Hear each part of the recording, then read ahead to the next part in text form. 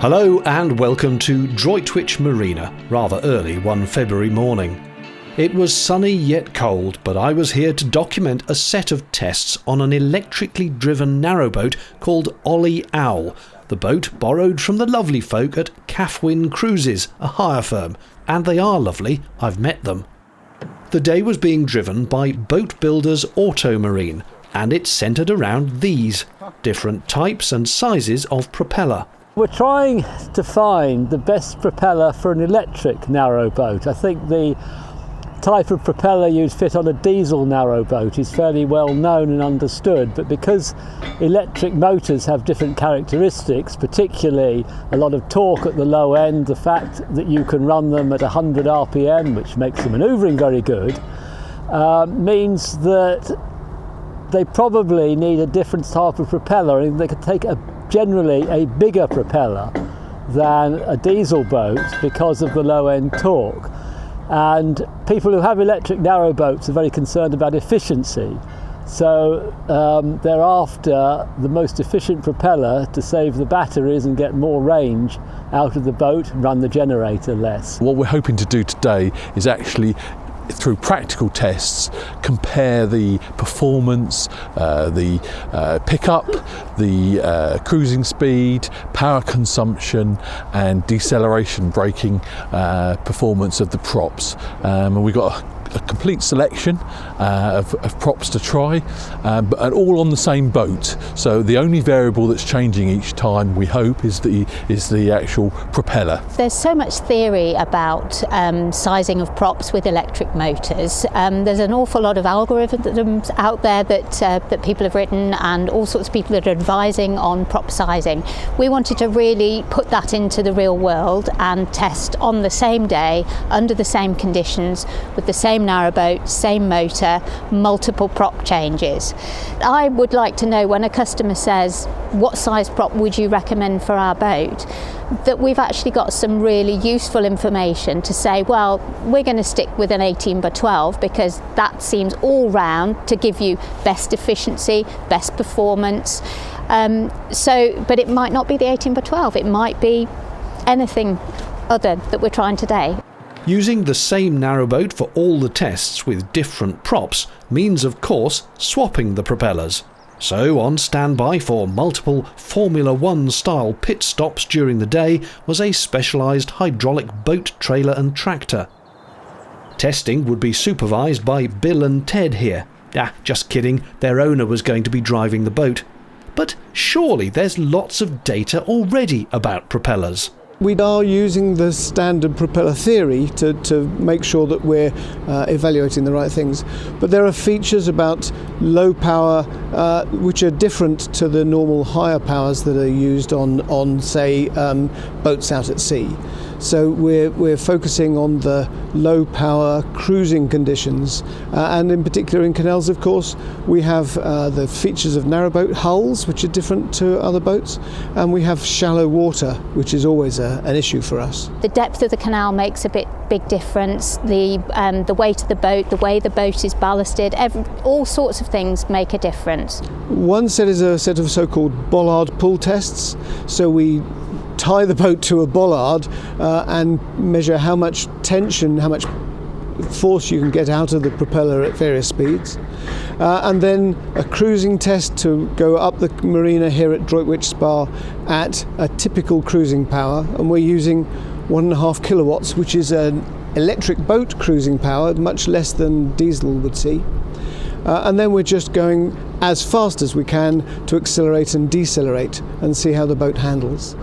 With Ollie Owl charged up and manoeuvred into position alongside the jetty, testing could begin, initially taking up the slack very gently before increasing the revs to specific set points, while the onshore team jotted down the relevant data.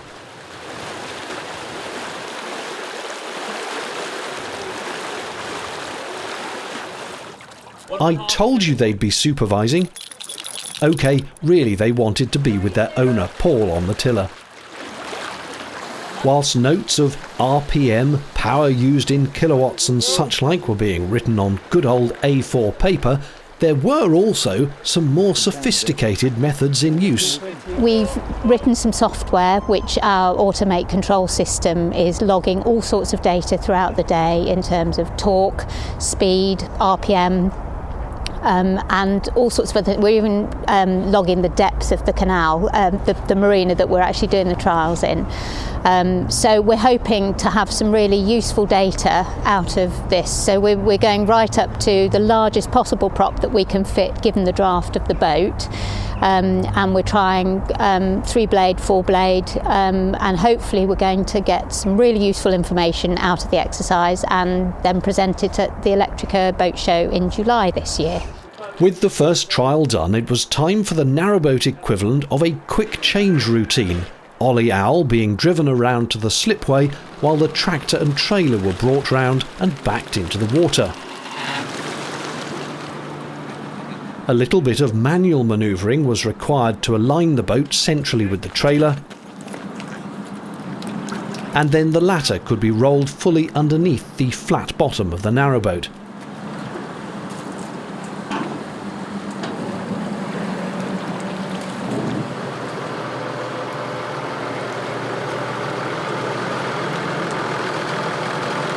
Once the trailer was fully underneath, hydraulic pumps began to lift at the front and back, bringing the boat up so it was no longer floating, but land-based.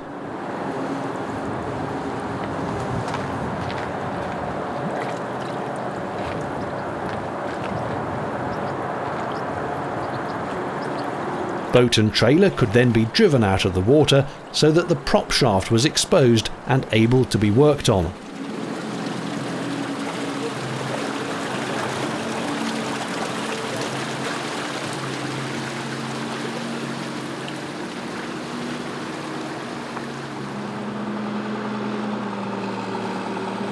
You might be wondering just how much variance there really can be in a propeller. It turns out quite a lot. You've got three basic differences between propellers.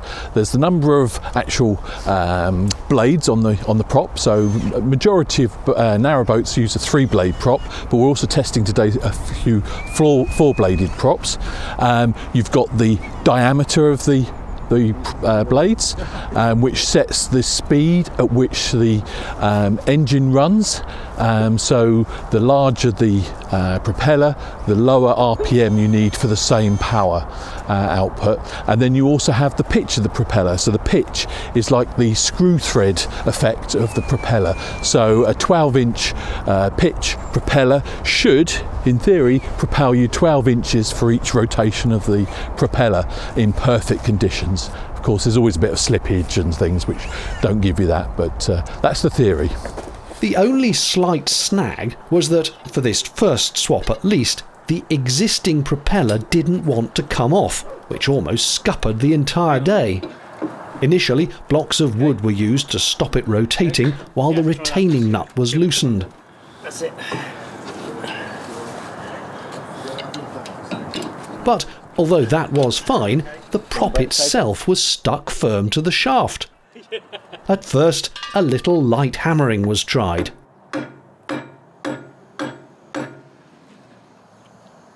Then heat was applied to make the metal expand and hopefully move.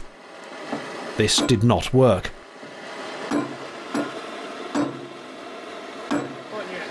And no, before you comment, it's not the bolt on the end that's stopping the prop from coming off. It is the prop that's stuck. They do know what they're doing.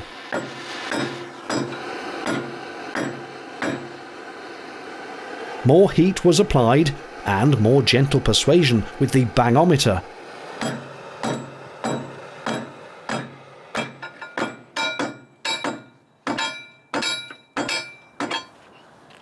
Finally, it came loose, and propeller number 2, a mighty 4-bladed beast, could go on in its place. The boat having learned its lesson, the swaps went a lot more smoothly from then on. I'll put it at the top.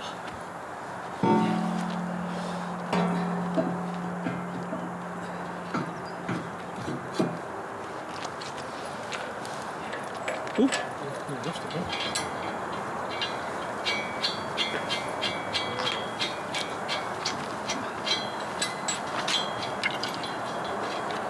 I need to put some bits of wood in. Yeah, lucky. I must say, that prop does look mighty cool, like a submarine. I'd rather like one of those on my boat. Not that I want my boat to become a submarine, you understand. With the bolt tightened up firmly and a split pin popped through the end to keep it in place, the boat could be returned to the water, which is the reverse of the lifting out procedure.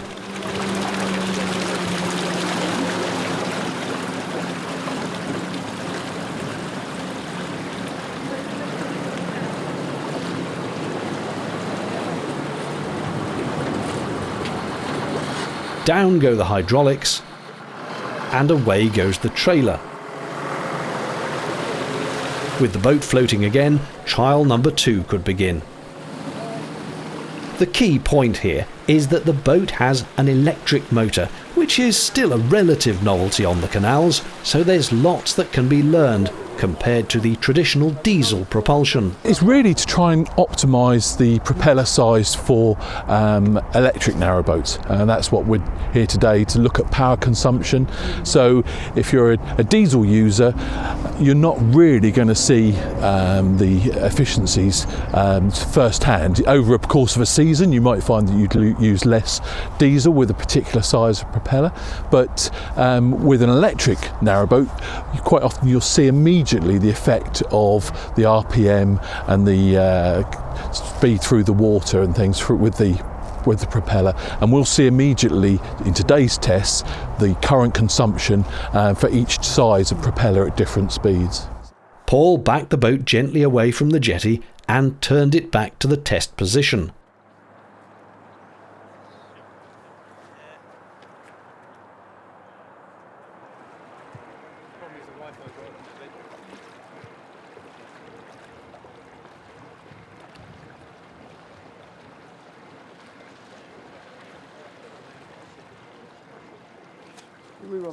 There the rope was reattached and the boat set about pulling on the strain gauge again. 2.9. Apart from power and torque, there's another aspect of propellers that's unique to electric propulsion. You actually hear the noise of the propeller much more than you do on a diesel engine, where the diesel engine itself, the noise from that is covering up the propeller noise. So the difference between having a smaller, louder propeller on an electric narrowboat versus a larger propeller which is spinning slower and is quieter makes a big difference to silent boating. As Neil mentioned at the start, the other trials involved a run of the boat up to the end of the marina and back to do acceleration, braking and cruising power measurements. What the other boaters in the marina thought of all this is anybody's guess, but we didn't have anyone leaning out of the window doing the traditional narrowboaters shake of the fist with accompanying shout of "Slow down!" So I think we got away with it. Obviously, despite using different propellers, this is still a very limited data set for one specific narrowboat using one type of electric motor in one location. You could invent variations to be tested almost ad infinitum, and this is acknowledged by Automarine. We will also want to do these trials again at some point, even with, we've got a lot of boats out there with Vetus prop shafts on, and Vetus props are slightly different, so and all sorts of other things come into the equation. So today we're just trying to narrow down a little bit of research into this one area. Even as the tests were happening, Dave Jesse was loading the data onto his laptop and working on some graphs. But now, several weeks later, after further analysis, the gist of the tests was that in the power acceleration trials, there was only a small difference in the power used to get to 3 miles an hour. But there was a far more significant difference in going from 3 to 5 miles an hour, with the 19x15 4-bladed prop using considerably less power at the higher speed. For a narrowboat, arguably the most important test for efficient cruising is power used at a constant speed. Albeit with limited data due to the time constraints and distance available to travel, the 18x12 and 16x12 propellers were best, with the 16x10 being worst. Most interestingly, the difference in performance between the best and the worst was approximately 1 kilowatt. In other words, The worst prop was drawing 1 kilowatt more out of the batteries at 3 miles an hour than the best, which is a considerable amount.